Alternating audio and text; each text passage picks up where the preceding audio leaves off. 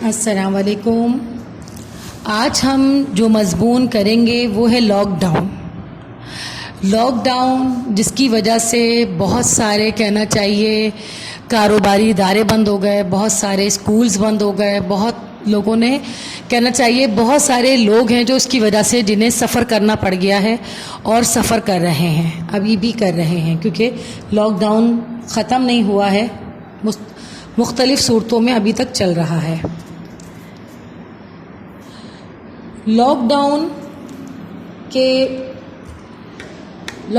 دو انگریزی الفاظ لاک اور ڈاؤن سے مل کر بنا ہے. اس کے اردو میں معنی ہیں تالا بندی. یہ عرف عام میں کسی بھی علاقے میں نقل و حرکت پر پابندی ہے. لاک ڈاؤن ایک ہنگامی صورتحال ہے. آپ گھر سے باہر نہیں نکل سکتے.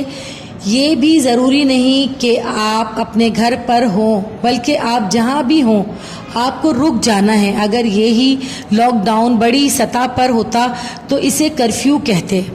پاکستان کی حکومت نے فروری 2019 کے آخر میں لاک ڈاؤن کا اعلان کیا, جس کی وجہ سے مزدور طبقے کو بھاری نقصان اٹھانا پڑا.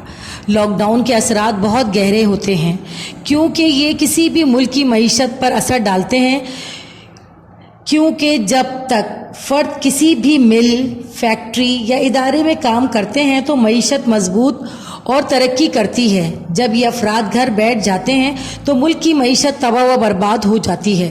لاک ڈاؤن ملک کی GDP شرح نمو کو کم کرتا ہے. یہ کسی بھی ملک کے لیے بہتر نہیں, کیونکہ ہم کسی بھی دوسرے ممالک کے مقابلے میں زیادہ پیچھے جا سکتے ہیں.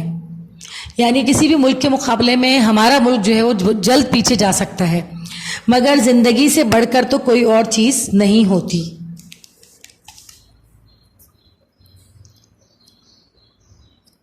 اس کے بعد ہم دیکھتے ہیں لاک ڈاؤن کا.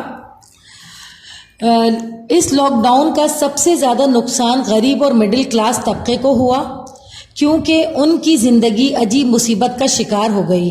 اگر وہ گھر پر نہ جائیں, اگر وہ کام پر نہ جائیں تو کھائیں گے کہاں سے, کیونکہ گھر پر رہ کر تو وہ بھوک سے مر جائیں گے. خیر مخیر حضرات نے غریب کی اس پریشانی کو محسوس کرتے ہوئے بڑی تعداد میں ان کے گھر پر راشن پہنچانا شروع کیا تو حالات میں کچھ بہتری آ گئی, لیکن مڈل کلاس کی پریشانی میں کمی نہ آ سکی, کیونکہ وہ کہاں مانگ کر کھانے والے ہیں. اس وقت ملک انتہائی قابل رحم حالت سے گزر رہا ہے اور اسے آنے والے کئی مہینوں تک دیکھا جا سکتا ہے. لہٰذا زیادہ سے زیادہ احتیاط کریں, جلد سے جلد ویکسین لگوائیں تاکہ لاک ڈاؤن سے ملک کو نجات مل سکے. یہ ایسے بہت اہم ہے اور یہ ایسے کی صورت میں بھی آ سکتا ہے اور اپلیکیشن کی صورت میں بھی آ سکتا ہے.